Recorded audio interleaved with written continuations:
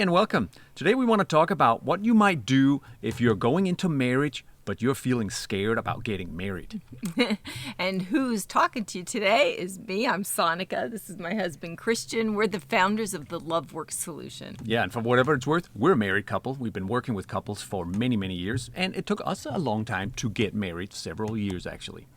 This reminds me of a young couple we coached some years back that had already, when they came to us, they had already scheduled their wedding date. It was like 4 months out. And they came to us saying, we don't know. We got a lot of hesitations and fears. We don't know what we should do. And we sometimes jokingly say that we helped them avoid divorce before they even got married. And they went on to get happily married, by the way, is the end of that story. But today we want to give you some simple steps you might take if you're the one feeling scared about your marriage. And first thing we want to say is don't feel bad if you feel scared. Yeah, I know it's a big deal. It's a very big deal. And it's really useful to use your fear actually as an opportunity to explore yourself. Like, what is it I'm afraid of? Am I afraid of marriage itself? Like, just committing to anybody?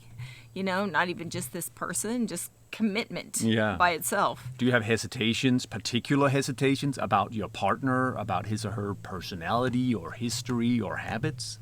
Do you have any unspoken concerns or withholds with your partner or about your relationship that you haven't shared? Or maybe it's something else completely for you. Now, commitment is great. And we want to say it's really worth listening to your fears and hesitations before you commit. Yeah, make sure you get really clear that you're a yes before you commit. Don't try to override those little doubting voices in your head. Listen to them. Use them to get clear. To this day, after having been married for 15 years, we still have that commitment to each other is we don't move forward with anything significant. We're not talking about a cup of coffee, but anything significant in our lives before we figure out a way to be on the same page about it. And getting married is no exception to that. One of the things I actually realized, too, when I was getting married and committing to Christian is I wasn't committing so much to him as I was committing to myself. It was committing and getting married was really a declaration to myself of I trust me and I trust us to deal with whatever shows up in life. And I'm committed to staying in there and using it and working it and, creating miracles out of whatever life brings. And it really was having a deeper trust in my own competence and my own capacity that I was declaring in being able to come forward and say, I want to marry you. You can say that's our expanded version of how we look at commitment.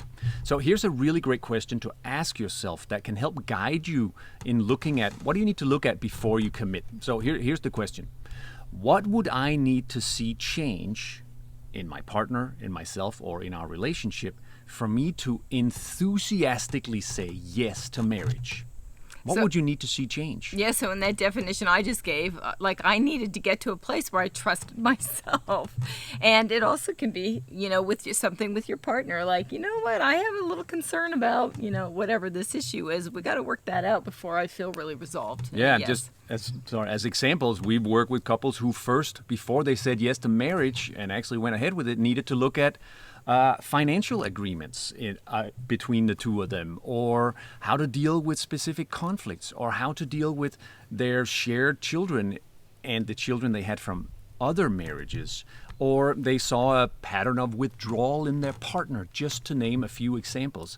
And those needed to be addressed and worked on before both of them were enthusiastically ready to say, yes, I do.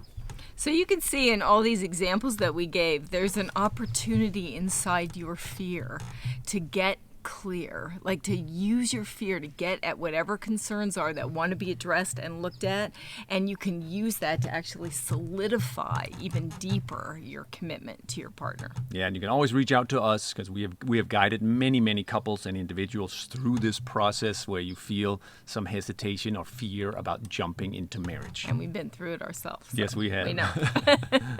Thanks for being with us today.